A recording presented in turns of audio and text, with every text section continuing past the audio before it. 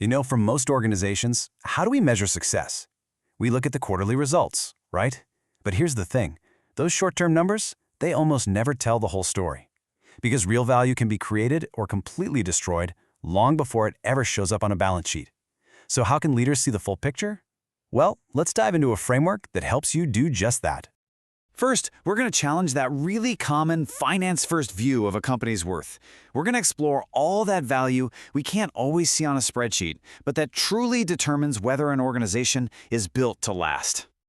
Okay, so take a look at this. On the left, you've got all the signs of what looks like success: a rising stock price, bigger profits, everything that makes for a great quarterly report. But look at what could be happening at the very same time on the right. Your best people are leaving, your innovation pipeline is drying up, and customers are starting to lose faith. This is the silent destruction of a company's real long-term strength. And this really hits on the core danger. Chasing those short-term wins can feel amazing in the moment, but often you're just cashing in your long-term assets, like your culture, your reputation, your ability to create what's next, all for a temporary boost. It's a trade that can seriously compromise your future. So to really get the full picture, we have to expand our definition of value. We've got to move beyond thinking only in terms of dollars and cents and start adopting a much more holistic, multi-capital perspective.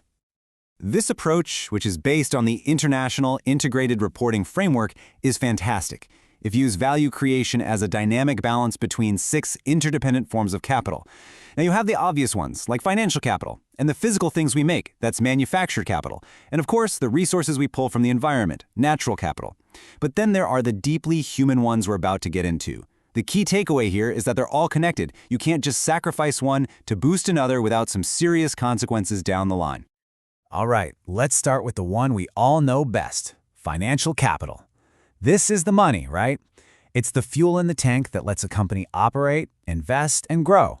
It's absolutely essential, but, and this is a big but, it's only one piece of a much, much larger puzzle. Next up, we've got human capital. And look, this isn't just about headcount. This is the collective ambition, the skill, the experience that's walking through your doors every single day.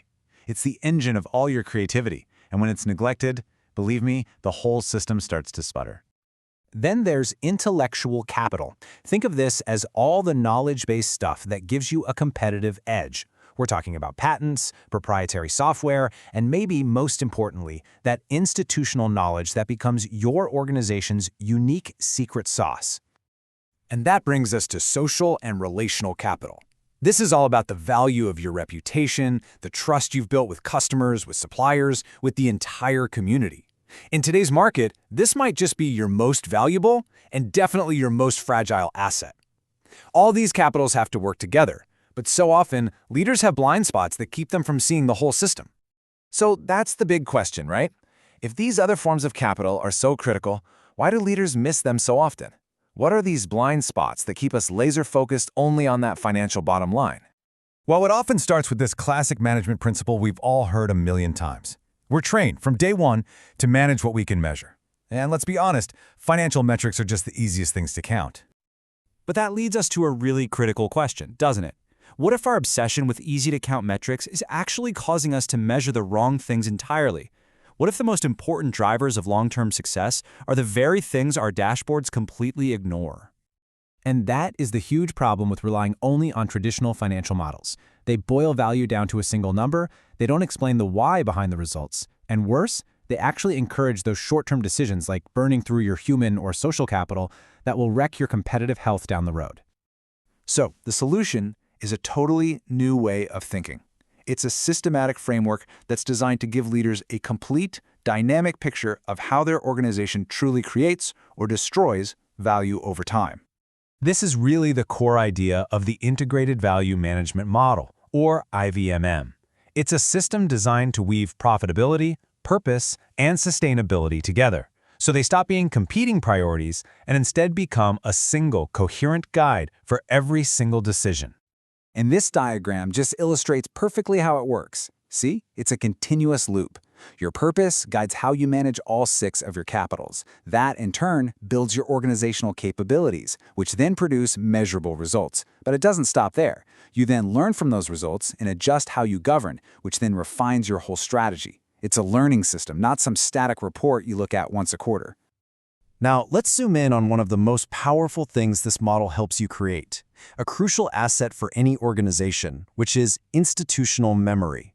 This is all about making sure the organization as a whole actually gets smarter over time.